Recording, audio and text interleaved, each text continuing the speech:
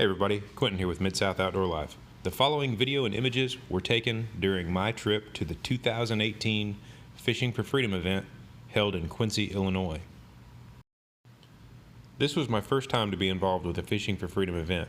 It was also my first time to get on the Mississippi River any farther north than St. Louis. I really had no idea what to expect out of this trip, other than the fact that I would be fishing on the Mississippi River and that I was going to be teamed up with a warrior named Brennan. I arrived in Quincy about a half a day early so that I would have several hours to scout the river, knowing that it was likely going to be at least a little bit different than what I'm used to fishing back in Memphis. However, I had completely underestimated just how different it would be.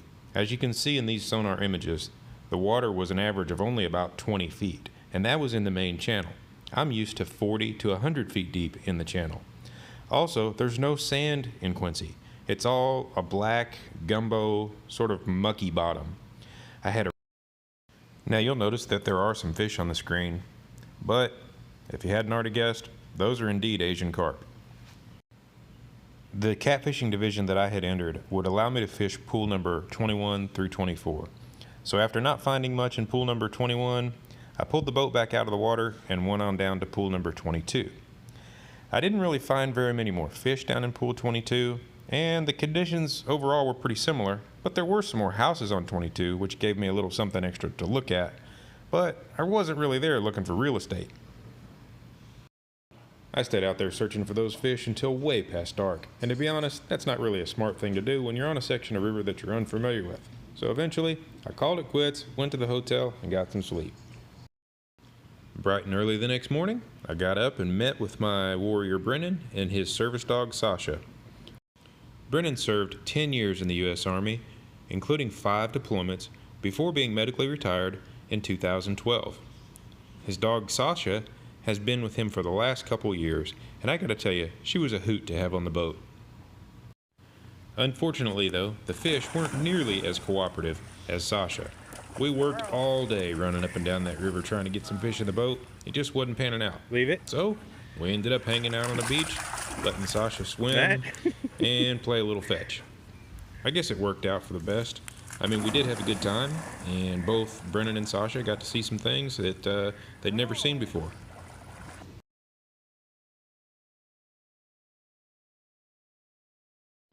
Alright guys, so it's Saturday morning, the day before the big tournament here in Quincy, Illinois. And to be quite honest, the fishing here in Quincy has been rather stale. It's kind of like the Dead Sea out there.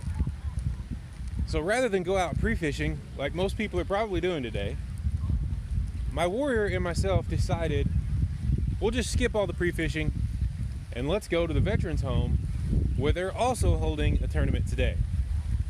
The Veterans Home here in Quincy, so far from what I've seen of it, it's a really pretty campus, really interesting place. I've never been somewhere like this. Anyway, today they're holding a tournament for the residents that live here at this Veterans Home. I believe it's taking place in this pond. I'm making my way up to the, looks like a little community center here where everybody is gathering. And so what are we gonna do here today? We're gonna visit, hopefully find some veterans around the pond here to talk with and hang out with and maybe fish with. And save all our, I guess save our bait for the actual tournament tomorrow. And just hang out here today. So we'll see how it goes. It seemed our luck had turned around on this morning because we were lucky enough to get partnered up with Jim. Jim was an Army veteran who served our country during the Korean War. And I gotta tell you, from his stories, the last thing he needed on the morning of this tournament was a couple of punks like me and Brennan showing him how to fish. So we just hung out, listened to his stories, and had a really good time doing it. It seemed like he always had something witty to say about the things that were going on around us. Some of it would really catch me off guard because of how salty it was. Salty enough that it won't be repeated in this video. But that's okay, because he's not really the type that's looking for 15 minutes of fame. You'll notice in this shot that we were fishing from up on a balcony and behind a railing. This was not ideal for us to get serious about catching some fish. But Jim informed me that the facility had pretty strict rules about them getting their wheelchairs too close to the pond, and the fact that he could actually lose his privileges with the wheelchair if he wasn't careful.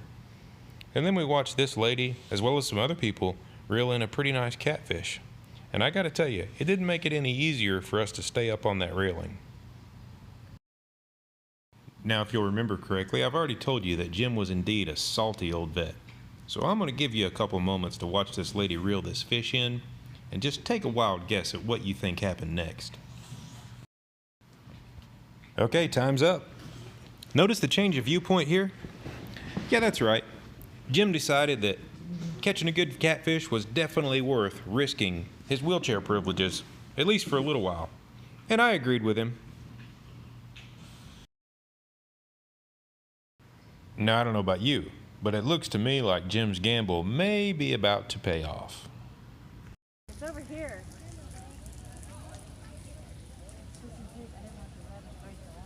Oh, we still got it. Did he get away? Keep reeling. No, it's on there. Keep reeling. He was just swimming around with it. He's trying to get any bites yet? Not yet. Oh yeah. Oh, yeah. Oh, Good yeah. one. It's a good cat. Yeah, it's a good one. Watch. He's fighting. I just don't want it to rub on the wall and break the line off. Keep doing what you're doing. We're gonna wait till he's tired. Oh, he is a good one.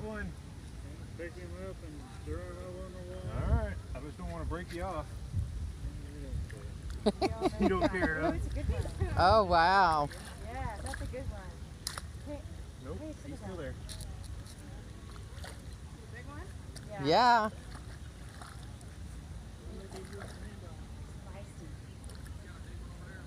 There we go. All right. Oh, wow. Now we're in the tournament. That's a winner.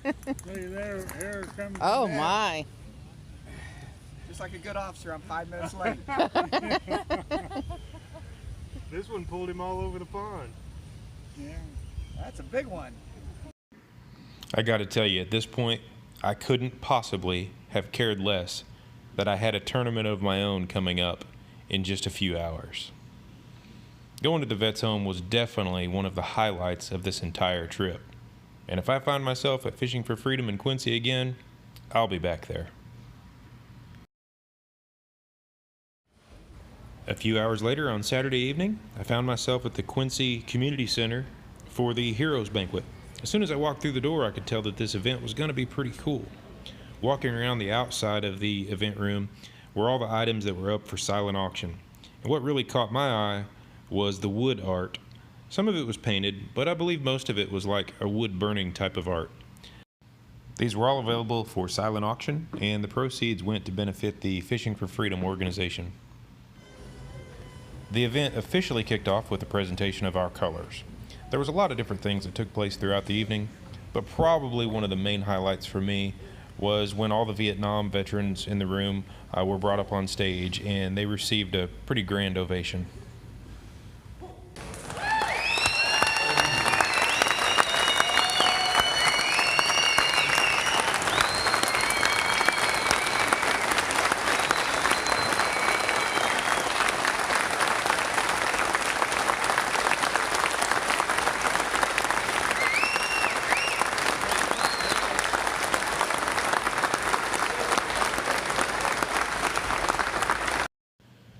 Following the Heroes Banquet, it was time to head back to the hotel and attempt to get a few hours sleep, all while pretending that I wasn't truly concerned about whether or not my warrior and I could find some fish.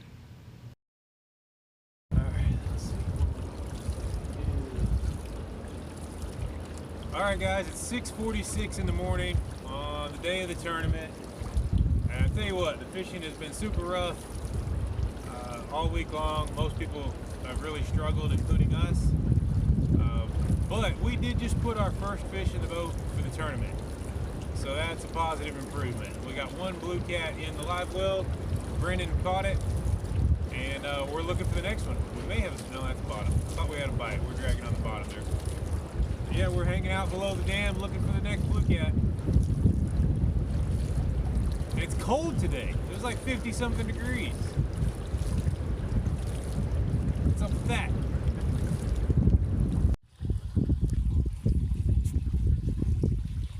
Time for a 360 view from the Lucille 4.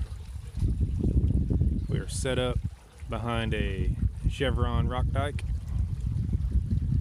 We got our lines in varying depths, some in the current, some out of the current, and no bites. What's up with that, Brendan? Why no bites? I'm hoping we get some more bites. We've even had the dog trying to bark and try to get some.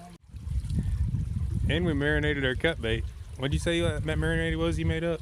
Tears of terror. Oh, that's a good blend. Good blend. Anyway, that's your 360 view on the Lucille 4.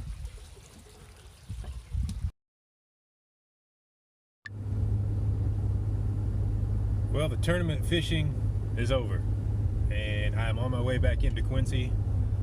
We did trailer about 40 miles to fish today. It was absolutely gorgeous out there. A beautiful day on the water. You're gonna see the weigh-ins coming up, so don't go anywhere. Watch the whole video.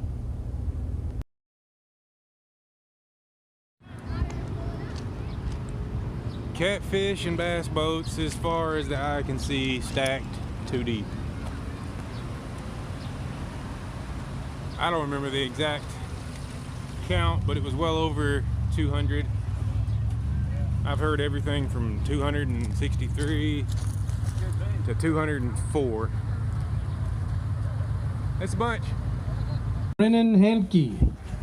Hankey, United States Army. Where are you from? Camp Point, okay. One blue cat and one gar. So you got a trash fish in there somewhere.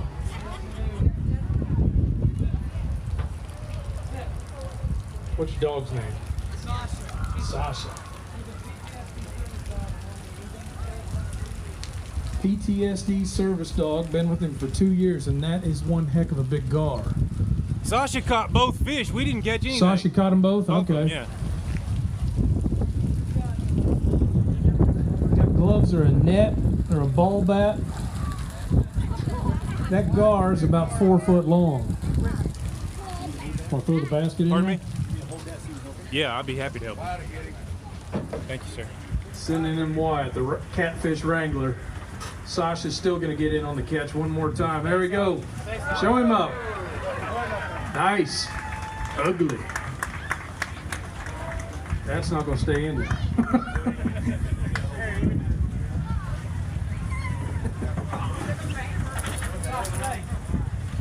You don't want to get whacked with that thing? You don't want to get... No. There you go. There you go.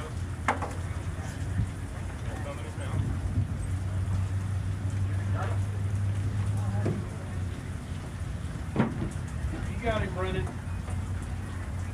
There you go. You just got to talk to him. Nice blue. There we go. Big fish of the day. Already know that's happening. Back, Sasha. Get back, son. Back. Get back. Leave it. Leave it. There we go. 5.15 on the gar. That's our big trash fish. We'll get this blue up here. Get a weight on that. Yep.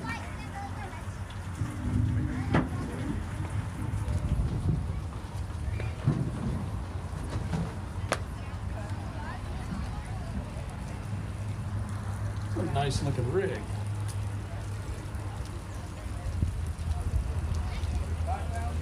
£5 even on the blue cat. So we got our leader. Good job. The leader? What? Mid-American Military Slip. We're in the lead. It's going to last about 2 minutes. September 8th. I had a long drive ahead of me, so after the weigh-ins, I stayed around just long enough to choke down a couple hamburgers, visit with some friends, confirm that we weren't going to finish with an overall win, but that we did finish very near the top. And also, my warrior seems to want to do it again next year, so I guess my mission was accomplished. Then, as an added bonus, I found this in the parking lot. What do we have here? The Northwoods truck unattended? Oh, let's see. We have a properly placed tailgate, just right to fall when he drives off. First he'll have to adjust that. I mean, they're Yankees, it's no big deal. Maybe adjust that. We want to put his wipers up just in case it snows. You don't want those babies freezing to the windshield. You guys, don't tell him that I'm the one that helped him out. You know, it's not really a good deed if you do it to, you know, if you let him know who did it. So he's good to go now. Time to go home.